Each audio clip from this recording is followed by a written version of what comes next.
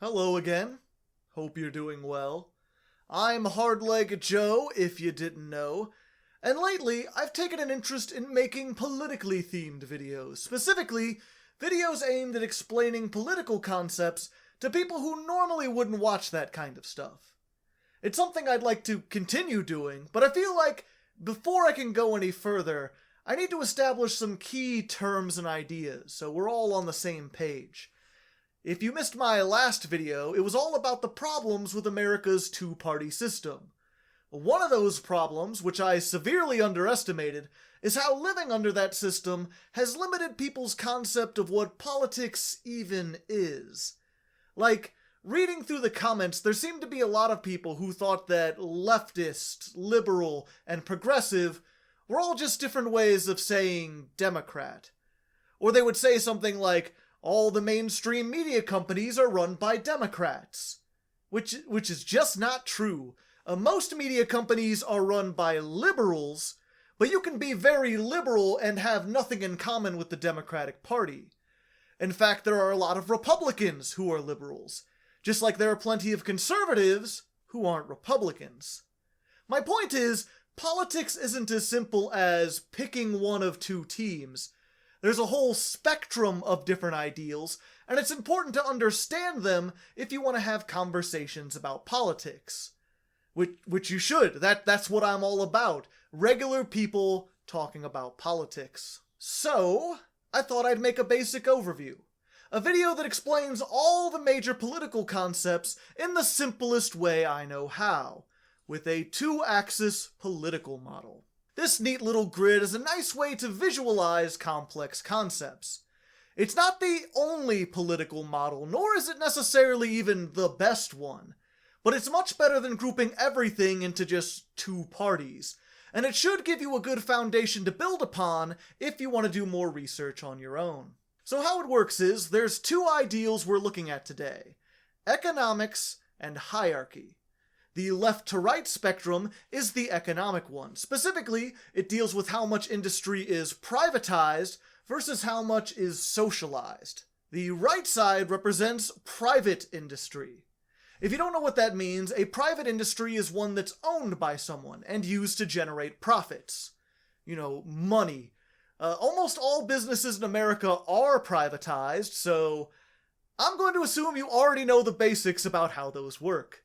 By contrast, the left side of the spectrum represents social industries, which are far less common in America. Social industries aren't owned by anyone, and generally don't make any profit. Instead, they're run for the benefit of society. That's where the name comes from: social, society, you get it. Firefighters, for example, are a social industry. No one owns the firefighters, no one makes any money when they put out a fire. They exist so our towns don't burn down. It's a similar concept with public schools, libraries, the sewer systems, roads, stuff like that.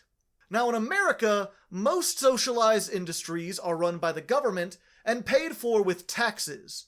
But that's not the only way you can socialize things. If you've ever used a credit union instead of a bank or shopped at a co-op market, those are actually socialized by the public. No one person owns these businesses. Instead, they're run democratically by the employees. And sometimes by the customers too. It really depends how they're set up. Some are designed to break even and not make any profit, while others do make profits, but they distribute that money to everyone who works there instead of it all just going to the owner. I bring up these examples because there's a lot of people who think that socializing an industry automatically means giving the government control of it. And that's not necessarily true. In fact, government control is the other axis of our chart, completely independent from the economy. I'll get to that in a moment, but first, it's important to understand one additional quirk about this left-right spectrum, because it's not quite as simple as counting the number of privatized industries. There's also a matter of regulations, which are laws that try and make private industries act more like social ones. For example, socialized companies tend not to pollute very much, because they exist for the benefit of everyone, and destroying the environment is rather detrimental to everyone. So they will dispose of their waste properly, even if it's more expensive for them to do so. A private company, however, can do whatever the owner wants. So if all they want is to make a lot of money right now, and they don't care about the future impact of pollution, then they will gladly save money by polluting all over the place. In fact, that's what they did for a long time, until the government made regulations on pollution, saying how and where companies could get rid of their waste. In that sense, you can think of regulations as being similar to socialization, and that they result in a similar outcome. They limit what private businesses can do in order to make them act in the best interest of society. With enough regulations, you end up in a situation like what we have with the utilities. There are still plenty of privately owned utility companies in America, but they are so heavily regulated that they might as well be operated by the government.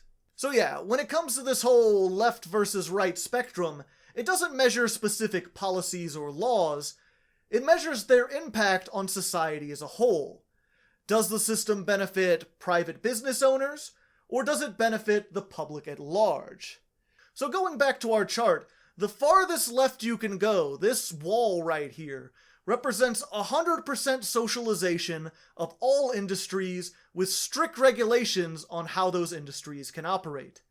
The farthest right you can go is 100% privatization with no regulations at all.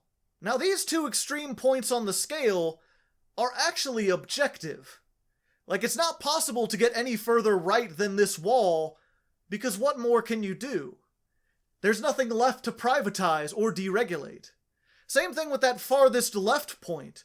Once all industry is socialized, you can go no further left. This means that every possible mix of these two ideas is represented somewhere on the line between them. Now exactly where on this line any one country or person fits is kinda subjective. Because let's say we socialize all food but privatize all medicine. How far left or right would that push us? It's kinda hard to put an exact number on it, which is why placing things on this chart is mostly a matter of opinion. However, as long as we agree on the borders, we can at least have a logical discussion about those opinions.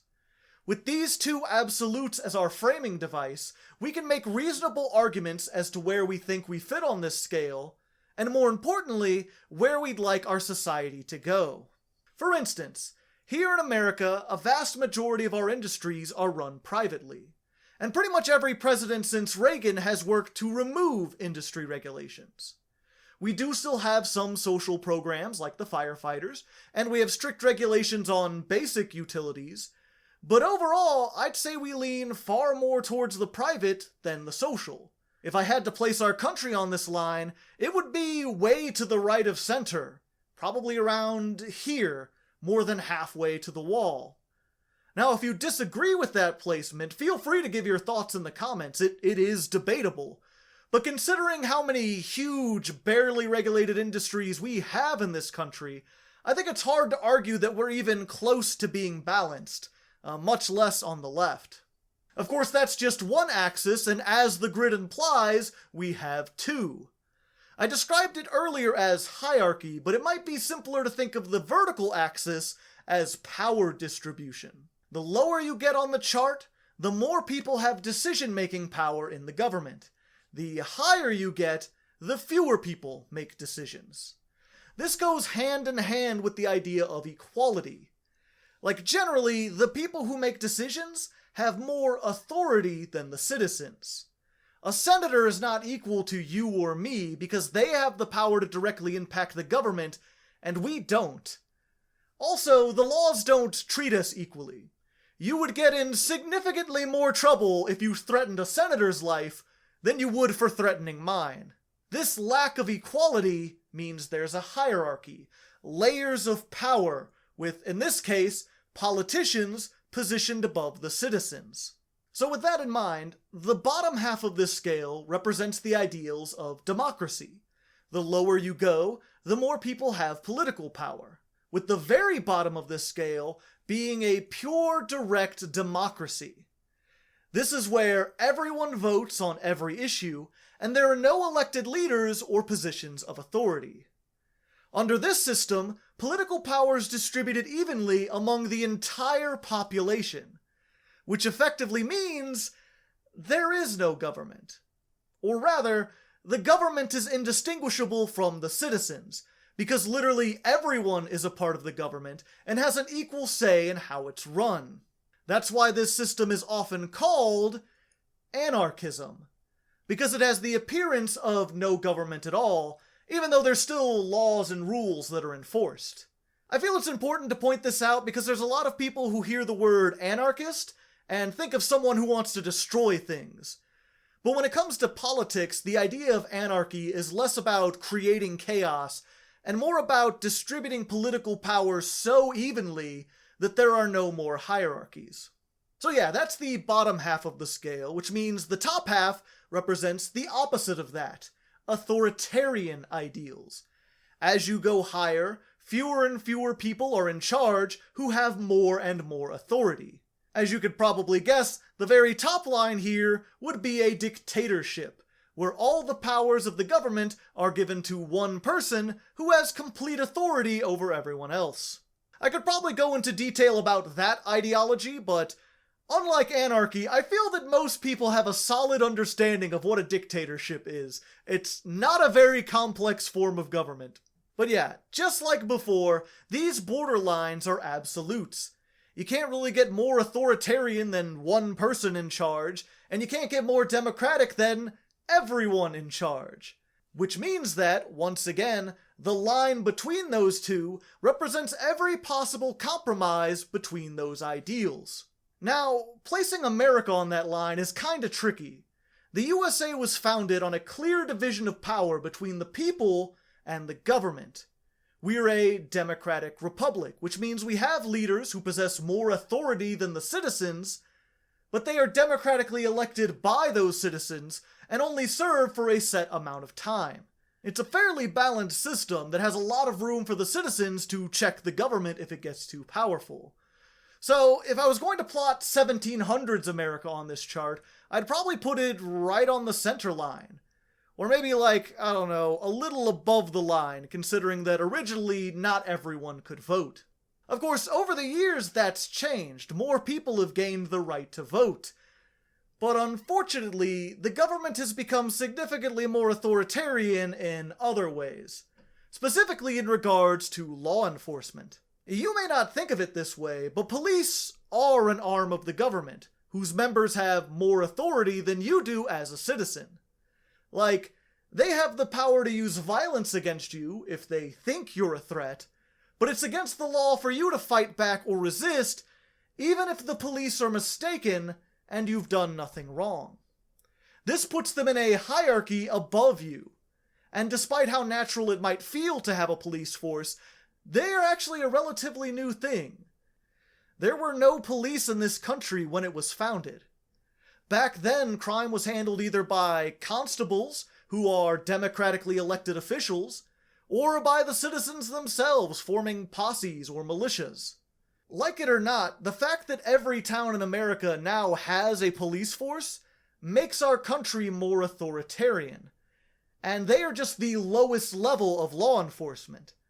Above them, there's federal law enforcement, organizations like the FBI, the CIA, and Homeland Security, whose members have even more power over you than the police do, and also the authority to use that power in secret, with very little oversight.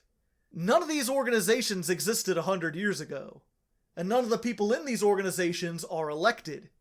You have no direct say in how the FBI or the CIA is run. The closest you get is that you get to vote for the president, who then picks the leaders of these organizations.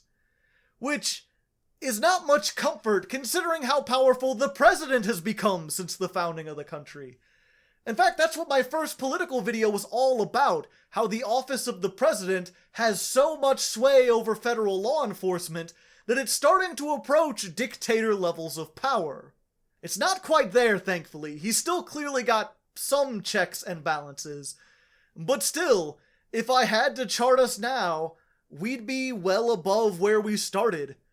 Again, feel free to debate this down in the comments if you'd like, but personally, I feel like all the law enforcement, combined with expanded presidential authority, puts us citizens at the bottom of a rather large pyramid. But I digress. Whether or not you actually agree with my placement, you can at least hopefully understand where I'm coming from, why I think we are where we are, which is, again, the strength of this chart. And now that we have both the vertical and the horizontal axis charted, we can combine them to see where I'd place modern America. And now that we have that as a reference point, and an understanding of the scale in general, I can finally clear up some misconceptions and explain some key political terms. To start with, let's chart our two major political parties. And to be clear, I'm charting the parties themselves, like the actual politicians in them. You are a citizen, no matter who you vote for. You don't decide the policy of the parties. You just pick the one you like the most. The only people who are Democrats or Republicans are politicians. You can prefer one side or the other, but you're not one of them. So with that in mind, I think it's fair to say that Republicans are to the right of America as a whole. They have rallied against regulations and worked hard to privatize as many industries as possible. Even now, they advocate for things like more private schools and more private prisons to replace the social options we currently have. As for their vertical placement, I'm actually going to move them up a few notches. This may seem confusing to some of you because Republicans often sell themselves as the party of small government. But it's important to understand that having a smaller government isn't the same thing as having a less authoritarian government. Usually these policies boil down to one of three things: either saying they want to lower taxes, cutting government spending, or giving more power back to the state. None of which gives you any more political power. Like, the United States doesn't lose the authority to tax you just because it chooses to tax you less. You might enjoy paying less taxes, but it doesn't give you any more say in how the government is run. Not unless, you save a couple million in taxes that you can use for a campaign donation.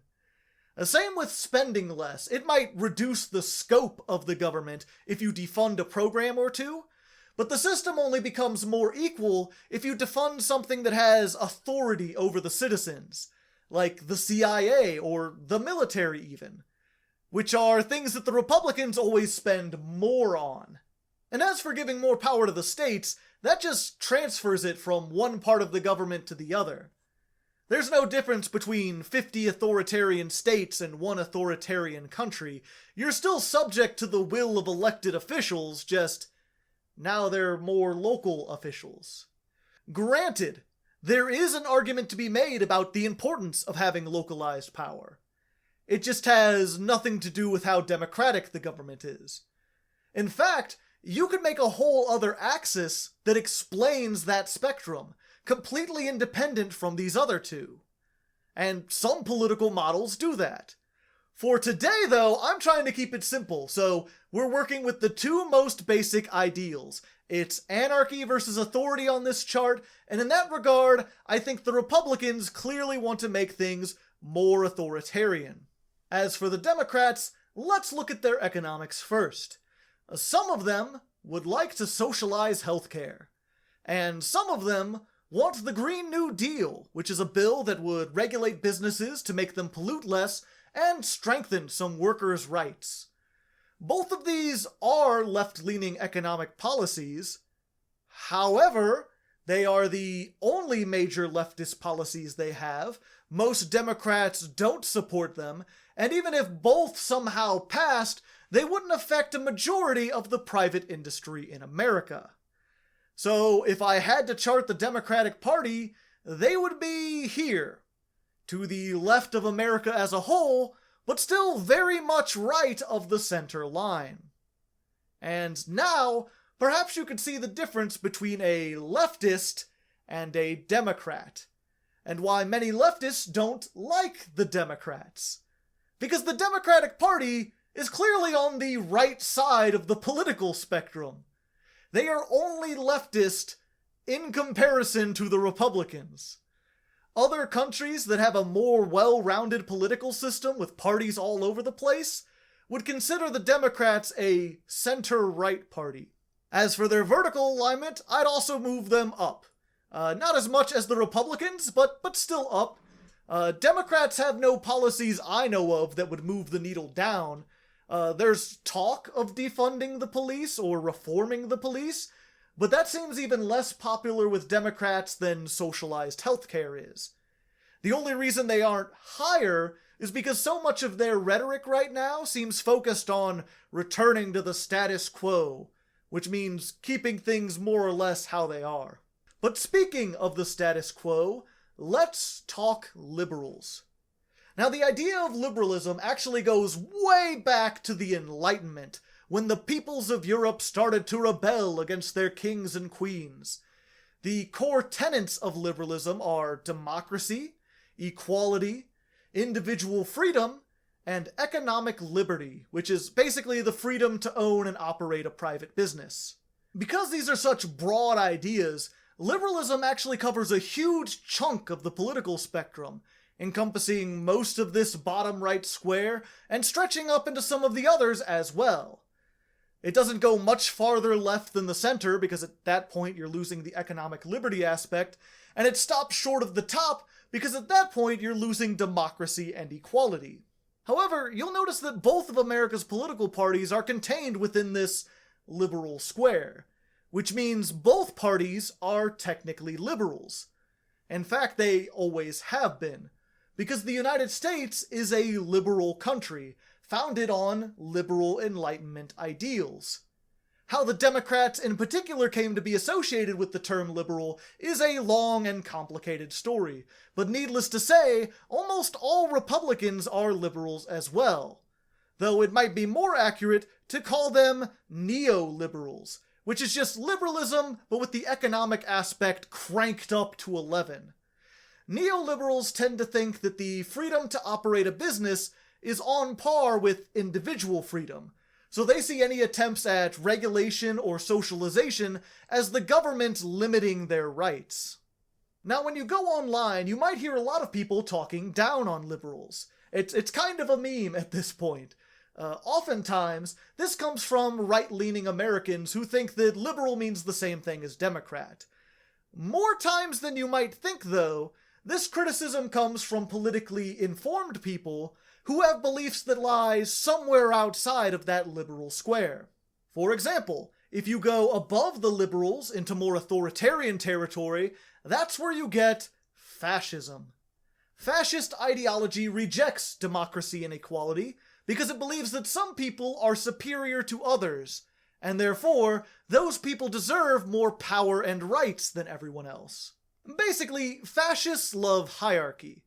They think the government should consist of a single leader to make all the decisions, a single political party that supports the leader, and a class of powerful police to violently enforce the leader's will. The citizens at the bottom have no power and exist only to serve the government.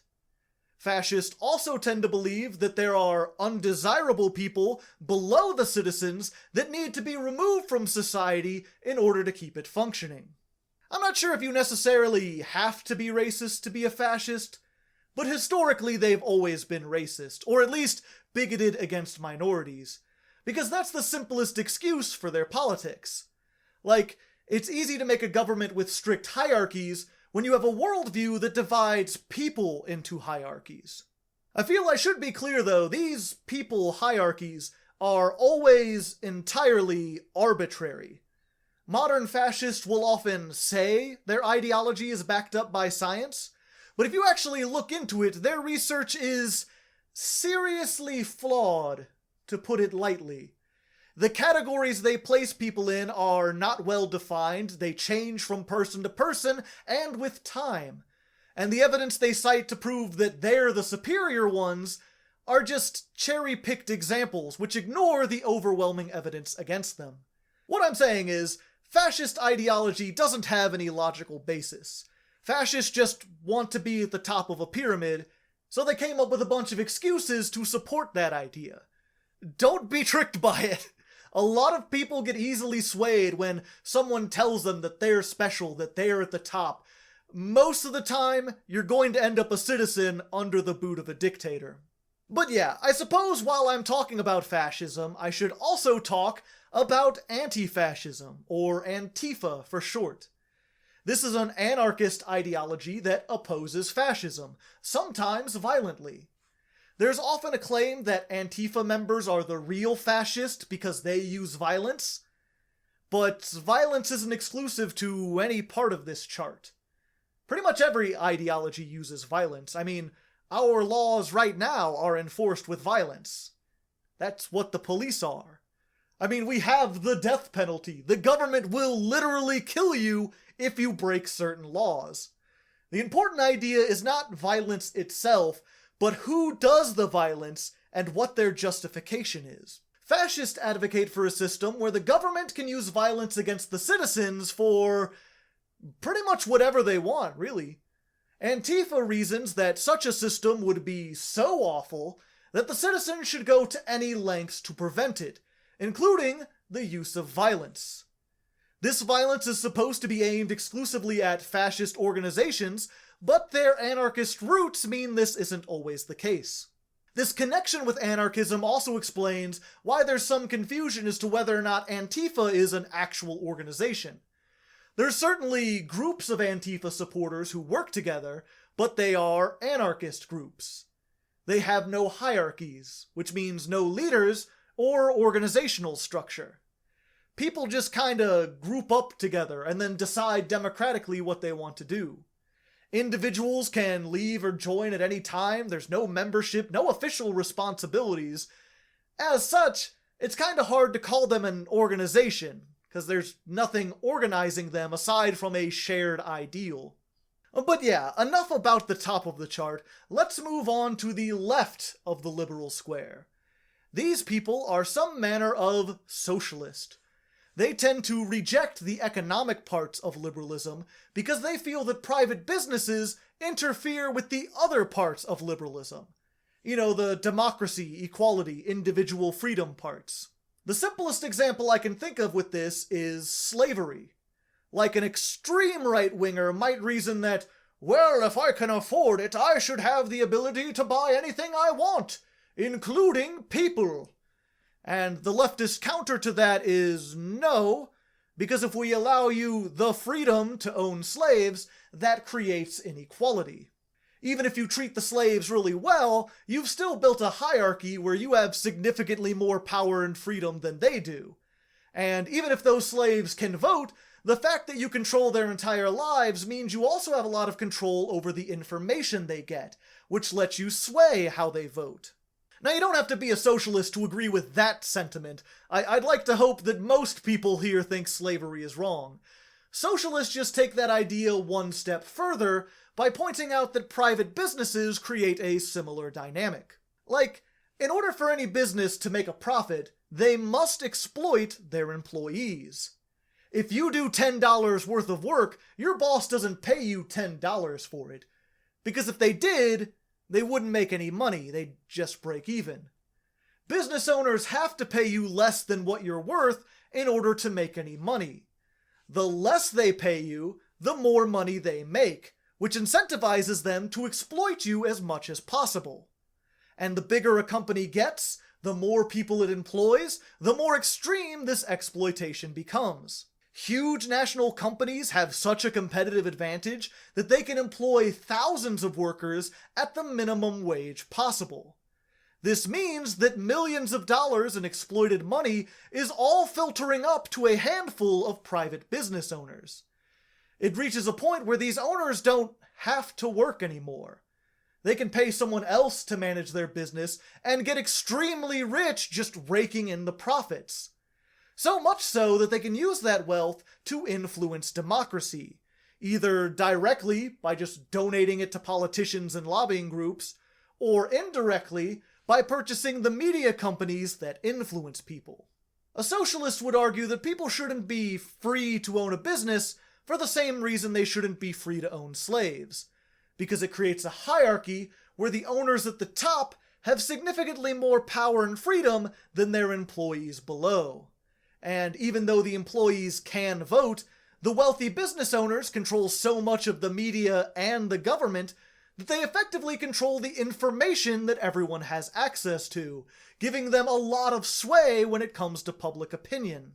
I mean, there's a reason you've probably never heard socialist ideas explained in these terms before.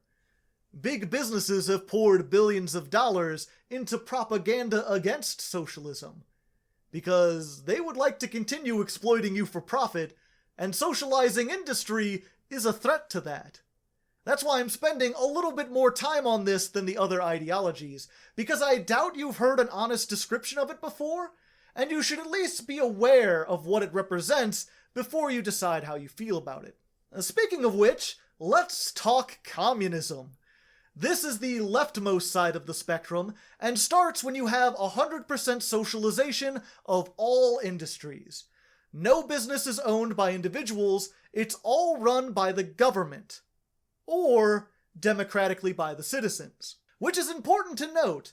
A lot of people think you need an authoritarian government to be communist, but the ideology actually covers the whole left wall from the top to the bottom. The communism you probably think of when you imagine the Soviet Union would be somewhere in this upper left-hand corner. Modern political scientists often call this state communism, because all the businesses are in the hands of a government or state.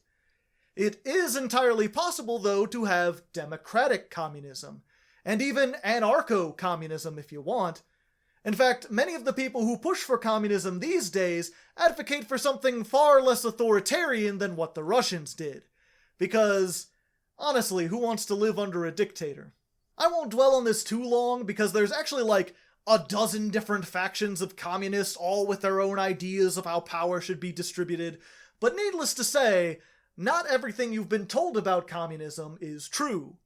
Whether you like the idea or not, I'd advise you to do more research on it so you can at least understand what it actually is. For now, the main thing I want to impart is the difference between a communist and a socialist. Because a lot of people seem to think they're the same thing. And to be fair, it can be kind of confusing. Because, all communists are socialist. You only reach communism by socializing everything. But not everyone who likes socialist ideas is a communist. You can support moving left without wanting to go as far as possible. And even socialists themselves exist on a sliding scale. I mean, this whole blue block represents different socialist thought. There's some people who just want to socialize the essentials, like food, water, and housing.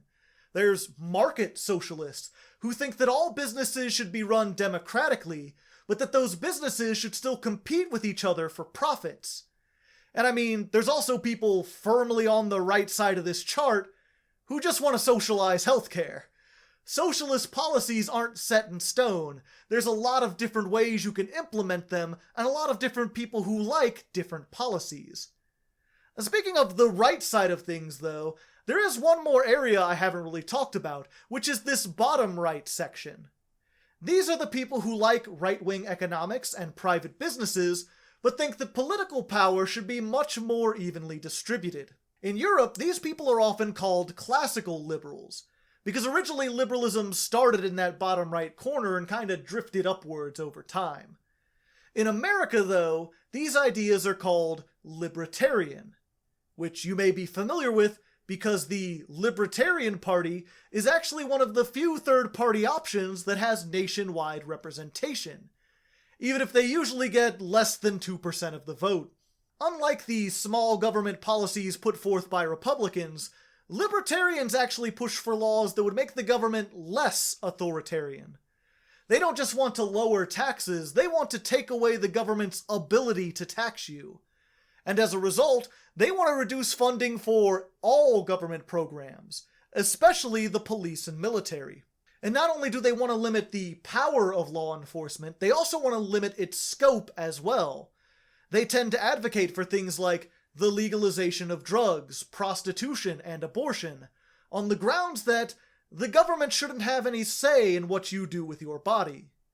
By making more things legal, they weaken the authority that law enforcement has over you. less laws to enforce means less excuses to use violence against the citizens. Which seems like a logical stance to take if you actually want the government to meddle less in people's lives. Of course, they seem to have no problem with private businesses meddling in people's lives. Because as a very right-wing party, they want to remove government authority over industry as well, which would allow businesses to exploit their employees even harder than they already are. Now, to be fair, I haven't looked as deep into libertarianism as I have the other ideals on this chart. I've often heard them say that companies will treat their employees and the environment better if the government regulates them less, but I find that very, very hard to believe. As both a customer and an employee, I have never felt like any business respected me or had my best interest in mind. So while I appreciate their policies against authoritarianism, I can't really get on board with their economic ideals. Speaking of my opinions though, now that I've covered most of this chart, I suppose I should tell you where I belong on the spectrum. And this may seem like kind of a cop-out, but to be truthful, I don't really know yet. Not exactly, anyway. Somewhere in this bottom left-hand corner, I think. It's hard to say because there's not really a specific ideology I subscribe to. Because I'm not sure any one ideology has all the answers. I don't think the solutions to our current problems are written in some book somewhere. I think those solutions will be forged through discussion and compromise, by taking the best parts of several different ideologies and crafting some kind of hybrid system. The only thing I believe in for sure is the power of democracy. I think we, as a people, get the best results when we pool our collective knowledge and work together to improve things. And I suppose I'm a socialist too, because I think that the big companies have way too much power, and they're clearly using that power to erode democracy.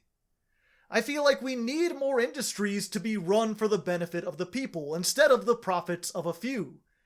Maybe not all the businesses, but definitely more than we have now.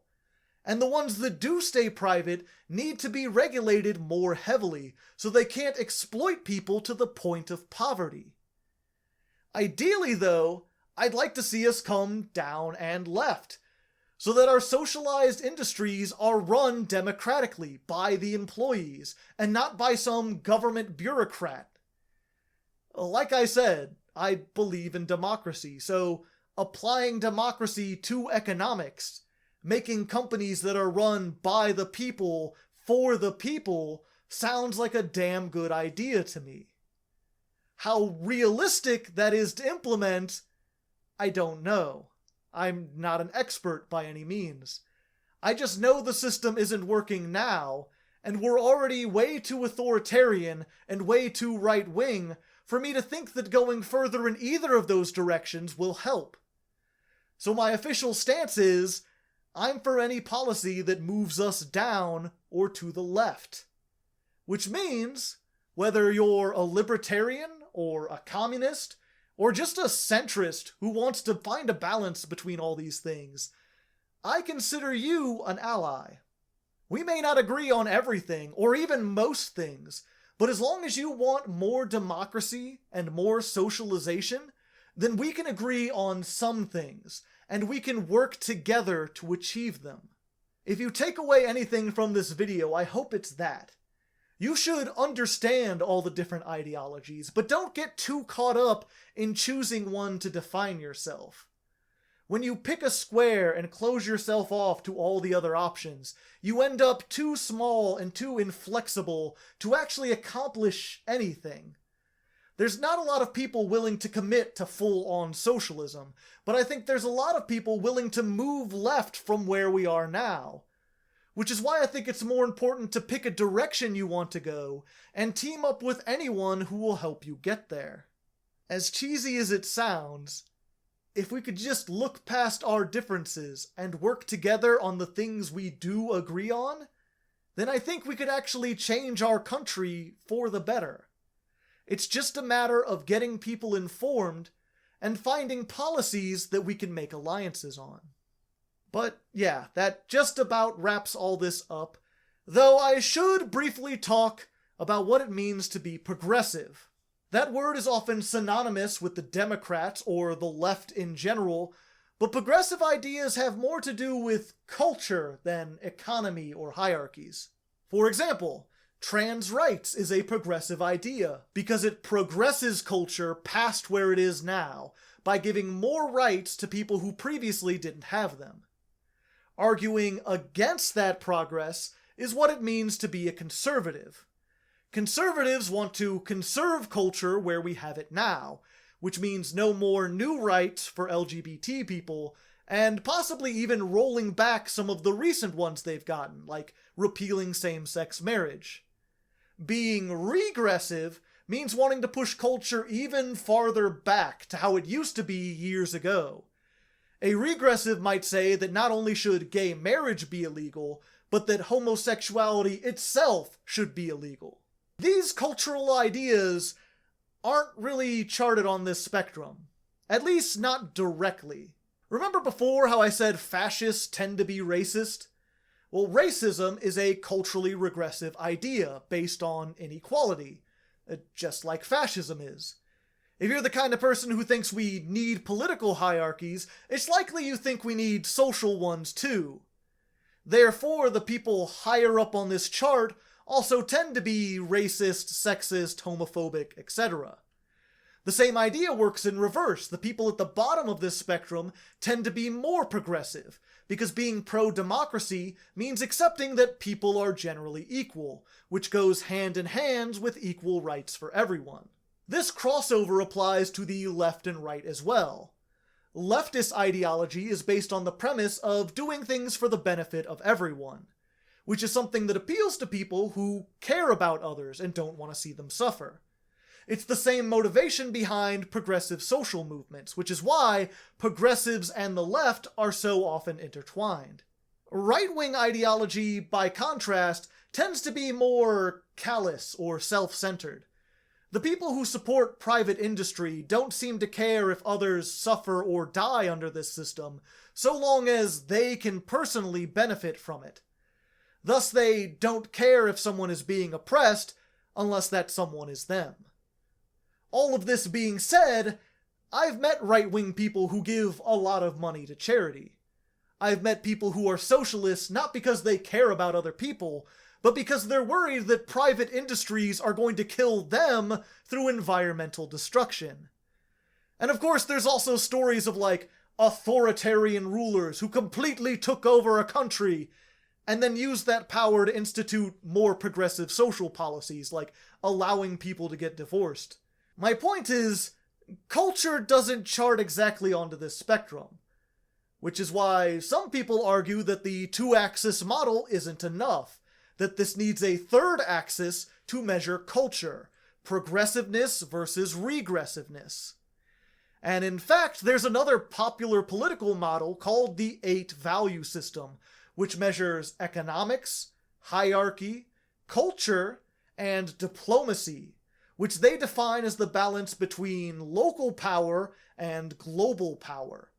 Essentially, it's a measure of how large any one government should be, and it's what people are talking about when they argue for states' rights. As I said at the start, the two-axis model is not the only way to look at politics, nor is it the best way. It's just better than dividing everything into two parties. No model can accurately depict the complexities of real life, but they can provide a useful framework for you and me to discuss things. These two issues, economics and hierarchy, are the most important things facing us right now. Most of our problems can be tied back to one of these two things, and I think understanding them and your relationship to them is the first step in taking meaningful political action. Hopefully, you have a better understanding of that now than you did when we started.